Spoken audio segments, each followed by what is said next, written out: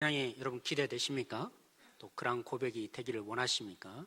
네, 이 하박국 선지자가 특별히 그죠? 이 세상의 절망을 보면서 하나님 어디 계시냐고 했을 때 하나님의 주시는 답변을 얻고, 그래서 하나님 나를 이 너무나 뛰어난 사슴의 발처럼 뛰어넘는 자, 그래서 우리의 양이 없어도 저는 기뻐할 수 있습니다. 그런 자리가 되는데 오늘 이 예배가 바로 그런 자리 되어지기를 원합니다. 하나님이 여러분들을 세우시는 자리 되어지기를 원합니다. 그래서 오늘 함께 서로 손잡고 인사할까요? 하나님이 힘이 되십니다. 한번 인사하겠습니다.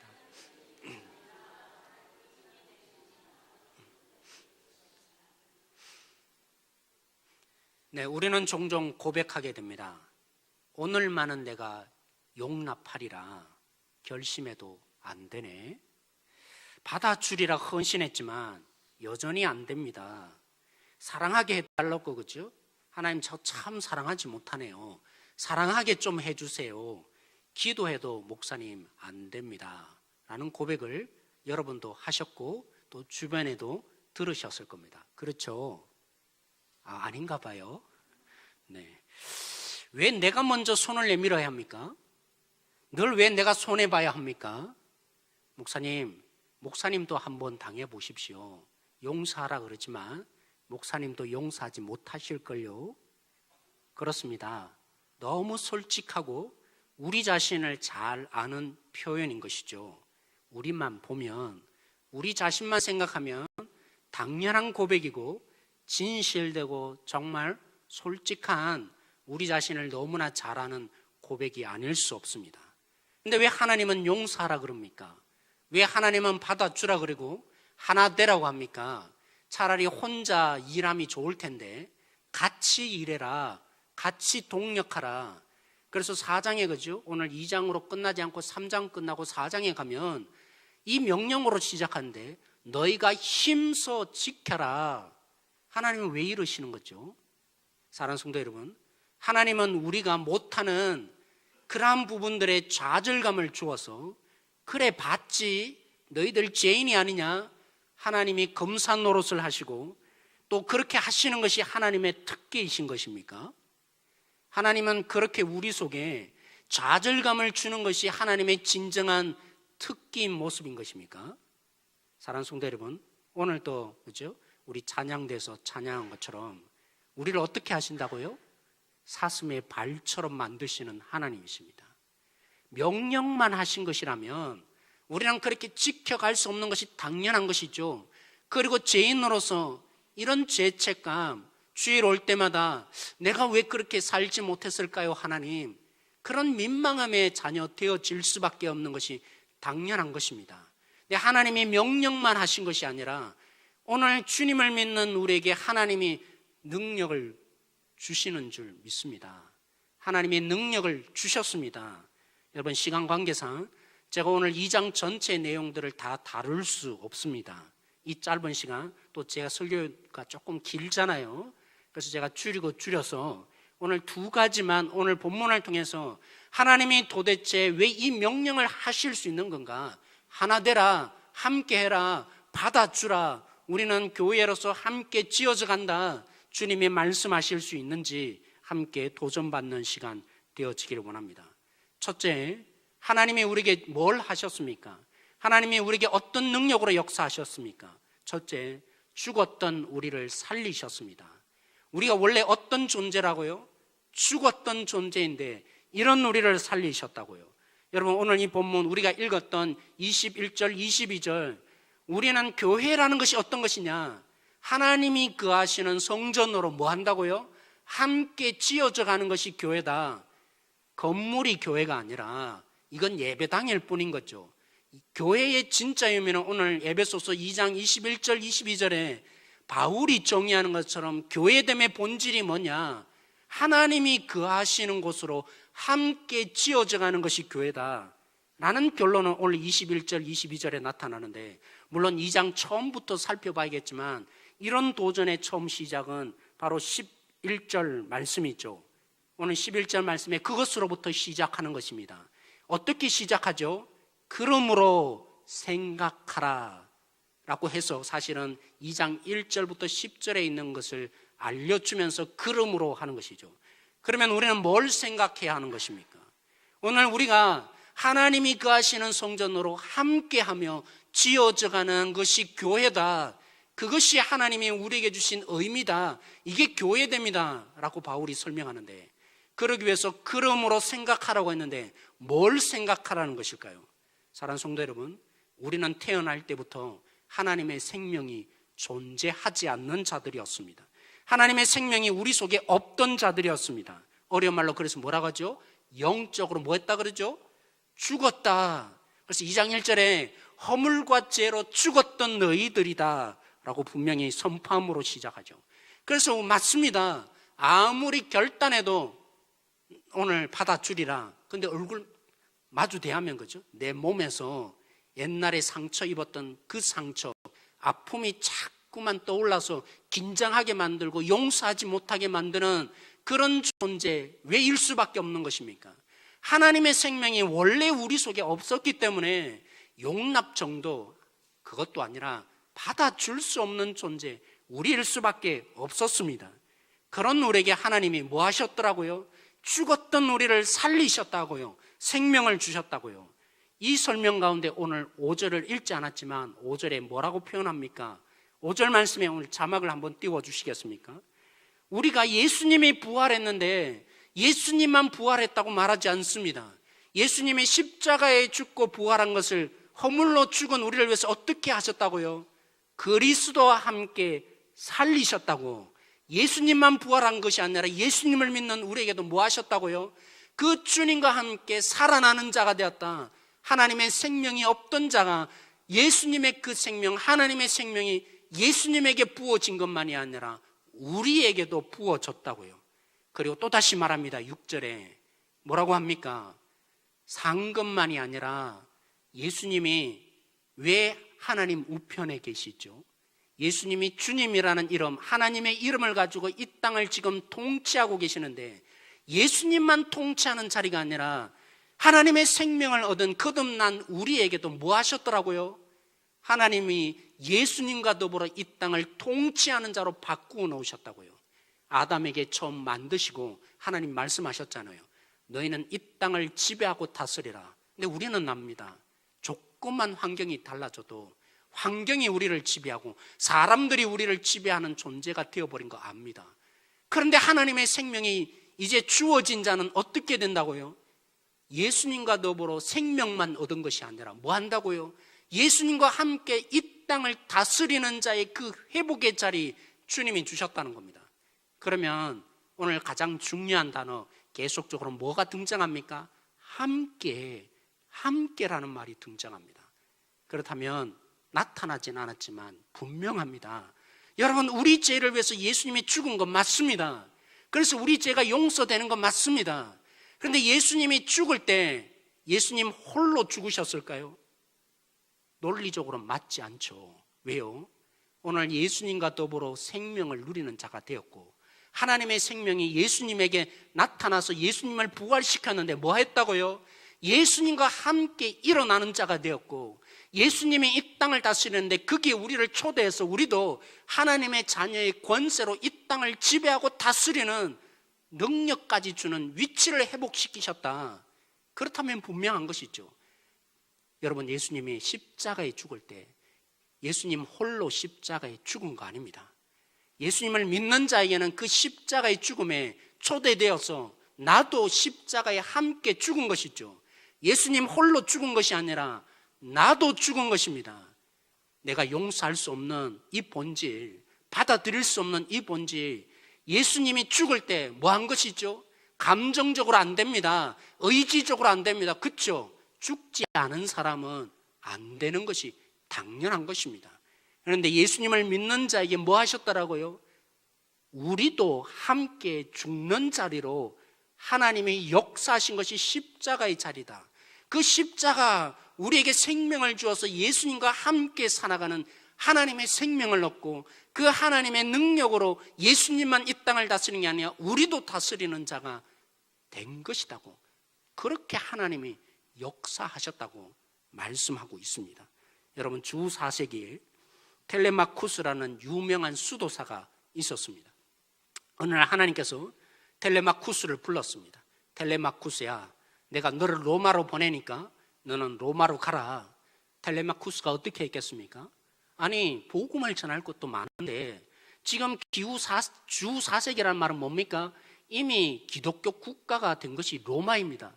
로마가 기독교 국가로 큰 영향력을 발휘할 텐데, 그런데 하나님이 가라고 하니까, 아니 복음을 전할 때도 많은데 왜 나를 로마로 보냅니까? 이렇게 말하지 않고 텔레마쿠스가 로마로 갔습니다. 로마로 가서 왜 하나님이 자기를 보내시는지를 똑똑히 보았습니다. 기독교 국가인데 여전히 주말이 되면 로마 원형 경기장에서 뭐가 벌어집니까? 노예 검투사를 통해서 누구 한 사람 죽을 때까지 그들 속에는 사느냐 주느냐 전쟁이 벌어지는데, 수많은 군중들이, 예수님을 믿는다는 그 군중들이 보면서 즐기며 기뻐하며 오락거리로 지나지 않는 그 현실을 보면서 텔레마쿠스가 깨닫게 된 것이죠. 이것 때문에 하나님이 나를 여기에 보내셨구나. 그래서 그가 로마 그 원형 경기장에 검투가 벌어지는 그 현장에 뛰어 들어가서 이렇게 말합니다. 내가 예수 그리스도의 이름으로 명하는데 이 싸움을 즉시 멈추십시오. 내가 예수 그리스도의 이름으로 명하는데 즉시 멈추십시오. 사람들은 지금 하나의 퍼포먼스가 벌어지는 줄 알고, 그 군중들이 야, 지금 재미있는 놀이, 연극을 또 하나 하는구나. 그래서 사람들이 처음에는 반응이 어떻겠습니까? 막 웃으면서 즐거워했습니다. 그런데 심각한 표정으로 다시 텔레마쿠스가 말합니다. 내가 예수 그리스도의 이름으로 명하노니 즉시 이 싸움을 멈추십시오. 너무나 진지하게 말하니까 이때까지 피비린내를 보면서 흥분했던 이 관중들이 너가 뭔데? 그러면서 분노로 가득 차서 야유를 보내고 난리가 났습니다. 그런데도 멈추지 않습니다. 텔레마쿠스가 다시 얘기합니다. 내가 예수 그리스도의 이름으로 명하노니 이 싸움을 즉시 멈추십시오. 그러자 이 원형 경기장에 모든 것을 관리했던 한 관리가 눈짓을 보냅니다. 검투사들에게 너희들이 다른 사람 죽일 게 아니라 저 놈을 먼저 죽이라고. 그래서 뭐 했겠습니까? 검투사가 그 텔레마쿠스를 찔러서 죽입니다. 피를 흘리면서 죽어가는데 마지막 그가 다시 외칩니다. 더 큰 소리로 외칩니다. 내가 예수 그리스도의 이름으로 명하노니 너희가 즉시 이 싸움을 멈추십시오. 그 당시 황제였던 호노리우스라는 사람이 아무 말 없이 그 자리를 떠나서 나가게 된 것이죠. 퇴장해 버렸습니다. 군중들도 하나둘씩 일어나기 시작했고 그 자리는 모든 군중이 떠나버렸습니다. 이 사건을 계기로 해서 주 391년 로마에서는 더 이상 검투의 경기가 벌어지지 않는 일이 발생했다고 합니다. 사랑하는 성도 여러분, 텔레마쿠스 한 사람의 죽음이 누군가를 죽여서 내 기쁨을 얻고 오락거리로 여기던 그들의 삶을 변화시키는 그 일이 일어났는데, 우리 예수님의 죽음이 이것 정도도 안 되겠습니까? 예수님의 죽음의 의미가 무엇인지를 똑똑히 아는 자라면, 믿는 자라면 예수님이 홀로 그렇다고 죽으셨습니까? 오늘 이 본문에 말한 것처럼 십자가 예수님만 죽은 것이 아니라 우리도 죽는 것입니다. 죽었다고 고백하는 것입니다. 여러분, 예수님을 진실로 믿습니까?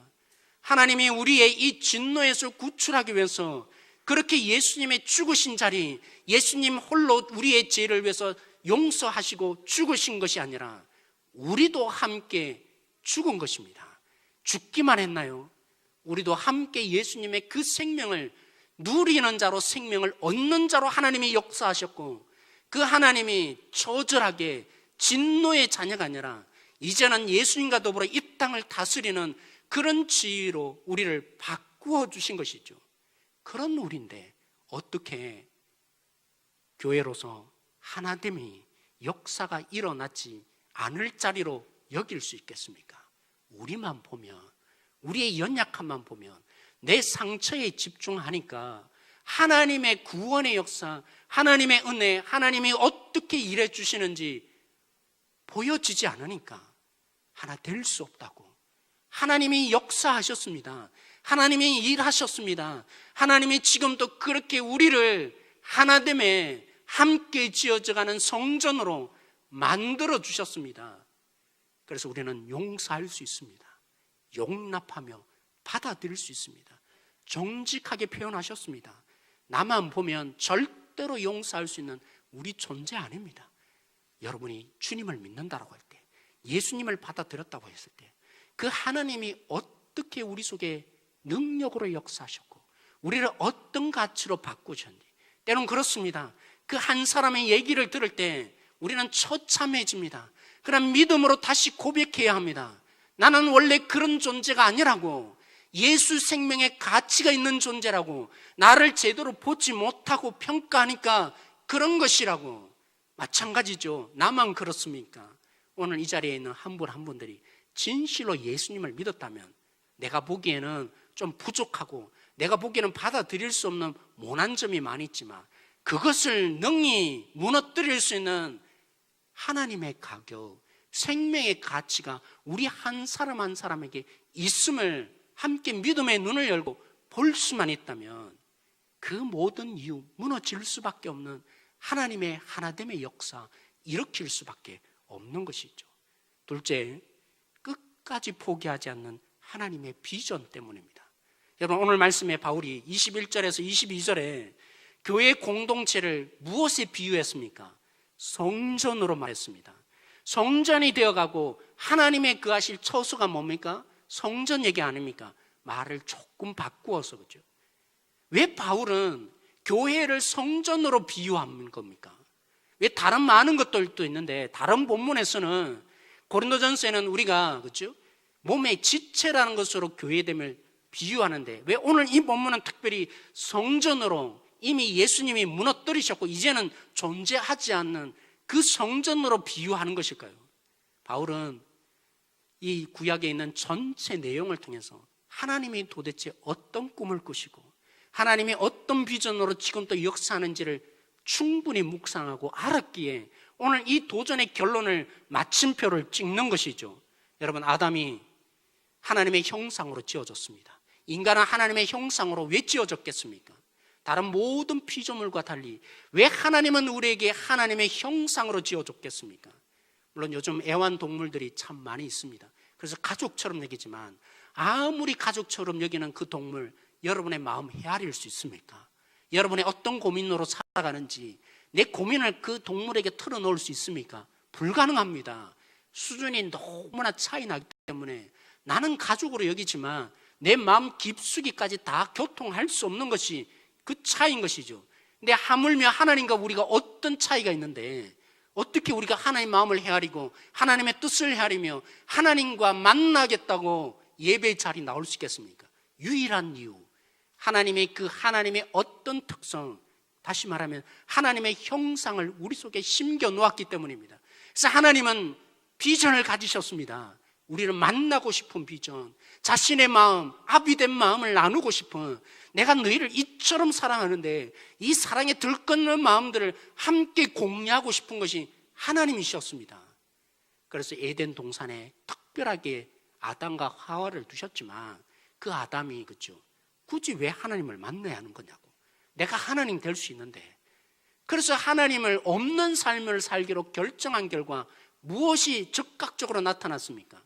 하나님을 만남이 즐거운 것이 아니라 하나님을 두려워해서 뭐 했더라고요? 숨었더라고. 관계가 깨어지니까, 하나님과 관계가 깨어지니까 하나님이 두려운 존재로 나타나죠. 그러니까 하나님이 관계가 깨어진 자, 하나님의 이 만남의 장소인 에덴에서 쫓아낼 수밖에 없었던 것이죠. 하나님의 관계만 끊어진 것이 아니라 그 현상으로 무엇이 나타납니까? 사람이 사람을 죽입니다. 그것도 누가요? 형이 동생을 죽입니다. 자기의 이 사랑을 독차지했다고. 그리고 자신의 악을 그죠? 많은 사람들에게 자랑합니다. 나는 이만큼 대단한 악 속에 있어도 아무 일이 일어나지 않는다고. 그리고 하나님이 주신 권위로 뭐 합니까? 약한 자들의 것을 쉽게 빼앗는 인간의 관계 속에서도 왜 철저히 깨어집니까? 하나님의 관계가 잘못되어지니까, 하나님의 만남이 없으니까 이런 일이 당연히 벌어졌던 그 존재, 그런 인간을 하나님이 버리셨습니까? 아니죠. 여전히 그러한다 할지라도 하나님이 함께하고 싶은, 교제하고 싶은 이 하나님의 비전 꺾지 못했습니다. 그래서 누구를 부르셨습니까? 아브라함을 부르시고 이스라엘 민족을 부르셨습니다. 그들을 통해서 성전을 짓고 나는 이런 하나님이다. 너희들을 만나고 싶어서 견디지 못하는 하나님이다. 너희와 교제하고 싶은 것이 나의 비전이다. 근데 그 성전을 가지고 이스라엘 민족이 뭐 합니까? 교제를 하는 가운데 하나님의 용서를 경험하고 돌아가니까 양심에 매일매일 걸리는 문제, 이렇게 살아서는 안 되는데, 이렇게 살면 안 되는데, 하나님의 이 교제와 만남을 어떻게 역용합니까? 내 마음속에 있는 이 찔림, 주일 와서 제사를 드리면서 하나님 용서하시죠.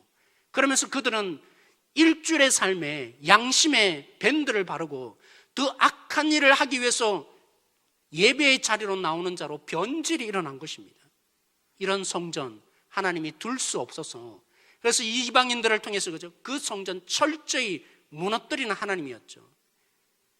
그런 하나님을 경험했다면, 바빌론의 70년의 세월 동안 그런 하나님인 것을 그들이 경험했다면 달라져야 할 텐데, 예수님 당시에 왜 예수님이 성전에서 상을 뒤엎으시고 비둘기를 내어 쫓으시고 그렇게 하셨습니까? 강도의 구렬로 만들고 있는, 예수님이 말씀하신 것처럼 기도의 자리가 아니라, 하나님의 만남의 자리가 아니라 자신들의 유익을 더 챙기기 위해서 하나님을 역용하는 그런 자의 돌 하나 돌 위에 남지 않을 것이라고, 나의 죽음으로 새로운 성전 만들어내실 것이라고 예수님이 그래서 소란을 일으키셨던 것이죠. 그 정도였다면 하나님이 꿈을 포기하셔야죠. 저라면 야, 내가 할 만큼 했다, 이런데도 안 듣냐? 난 너희들 꼴도 보기 싫다, 이러셔야 할 텐데 하나님이 포기하지 않으셨습니다. 이 말이 오늘 말씀에 나타난 내용인 거죠.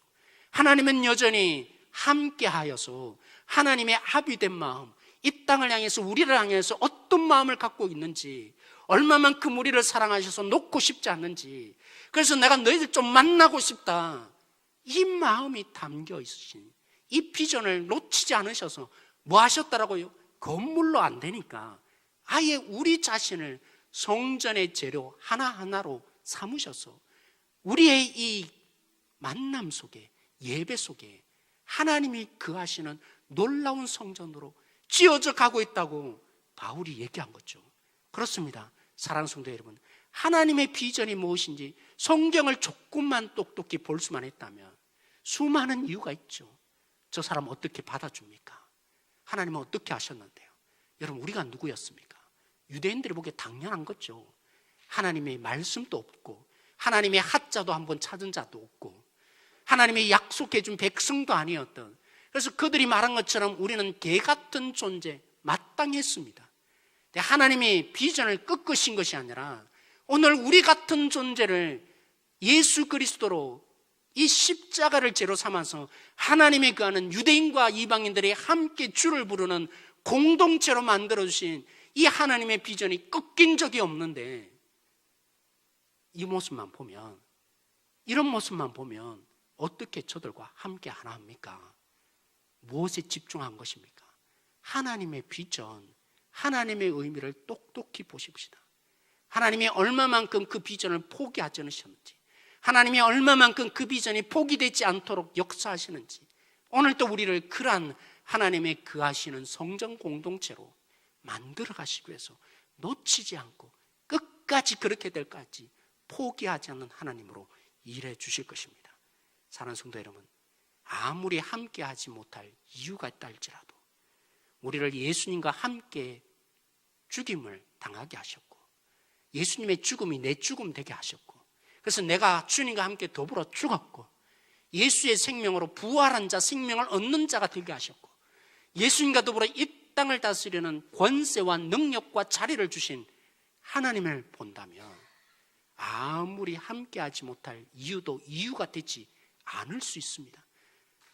하나님의 이 가치를 아는 자, 하나님의 능력을 알면, 이 능력이 얼마나 큰지를 안다면, 하나님이 얼마만큼 우리를 하나님이 거하시는 성전으로 함께 만들어 가시는지, 수천 년 동안 인간의 그 어떤 것으로도 하나님의 성전되게 하셔서 만나게 하시는 이 공동체를 깨뜨리지 않는, 무너뜨릴 수 없는 하나님의 이 비전을 안다면, 그렇죠, 그 어떤 것도 우리 속에 하나됨을 함께 하고자 하는 이 하나님의 뜻 앞에 모두가 무릎 꿇을 수밖에 없습니다.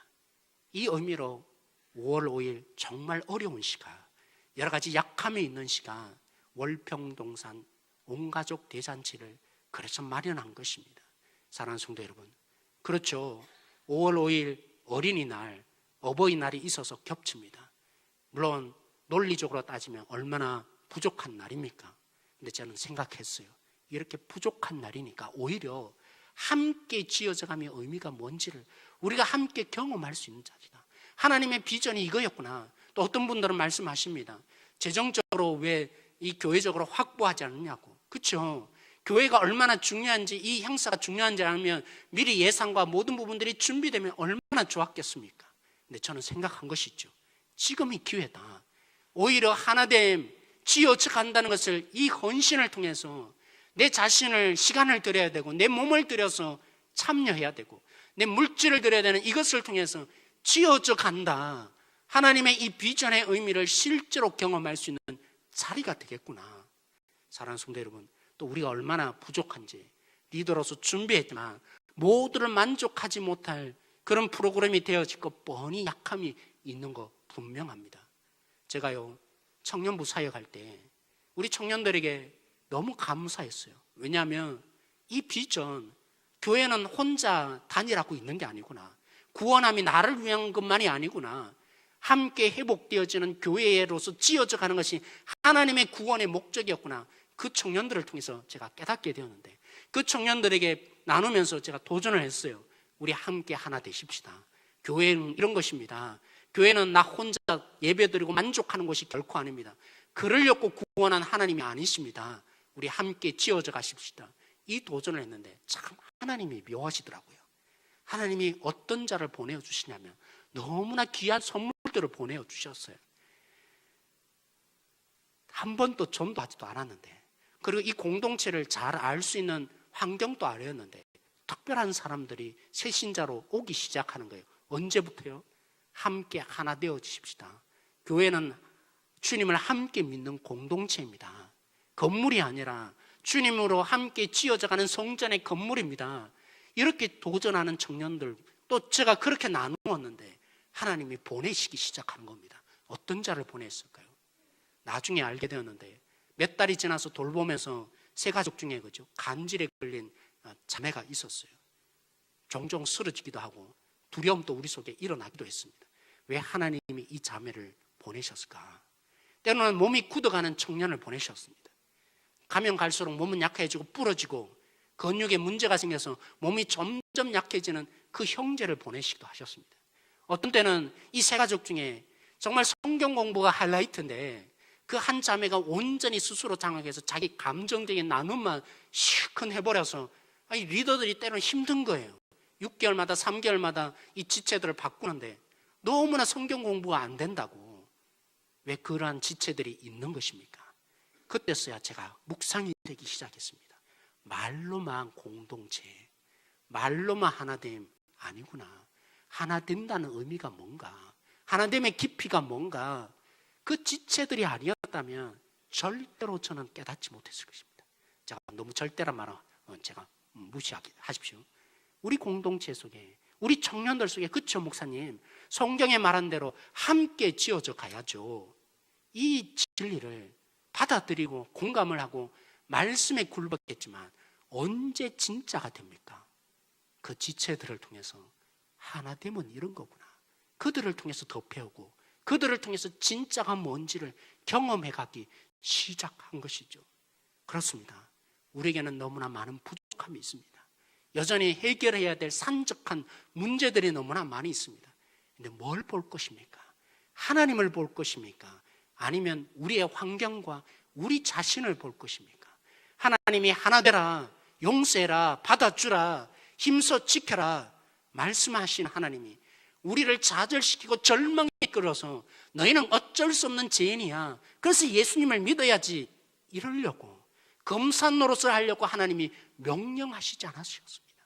하나님이 하셨고 하나님이 주셨고 하나님이 놓치지 않고 지금도 역사하고 있는 줄 믿음의 눈을 열고 말씀으로 돌아가서 말씀으로 시작되어지는 우리 교회 공동체. 그래서 5월 5일이 중요합니다. 우리 함께 기도하며 나아가며 참여하며 드려지며, 그래서 정말 성경이 말한 성전이 뭔지, 교회 공동체가 뭔지 경험하여져 가는 우리들이 되어질 소망합니다. 오늘 말씀을 붙들고 우리 함께 이 시간 기도하기를 원합니다. 우리 함께 먼저 기도하십시다. 우리가 얼마만큼 우리 자신을 주인으로 여기며 살아온 자들입니까? 그래서 우리는 우리의 시각으로 사람들을 보고 환경을 바라보며 평가해서 집중할 때가 한두 번이 아닙니다. 그래서 우리는 당연하죠. 우리의 본질을 파악하고 나면 절대적으로 하나 될 수 없고 받아줄 수 없고 동력할 수 없는 그런 자 마땅합니다. 이제 그 시선을 하나님을 향해서 바꾸어 가십시다. 내 삶의 주인이란 말이 뭡니까? 내가 주인 되어서 모든 것을 해석하고 보기 때문이죠.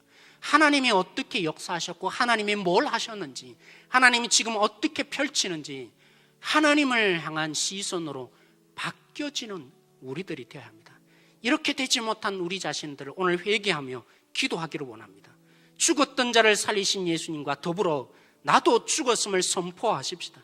예수님과 더불어 살리신, 그래서 이 예수님의 생명의 가치로 이 땅에 살게 하셔서 예수님과 더불어 다스리는 자로 세우시는 이 하나님의 역사, 내가 믿기를 원하는데 그 역사가 이제는 내 삶에 일어나게 하여 달라고.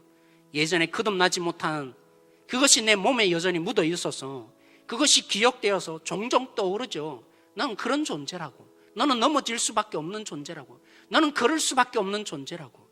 그리고 세상이 끊임없이 우리 속에 던집니다. 너같이 무능력한 자, 무가치한 자가 어디 있느냐고. 그러나 오늘 이 말씀으로 다시 믿음을 쓰십시다.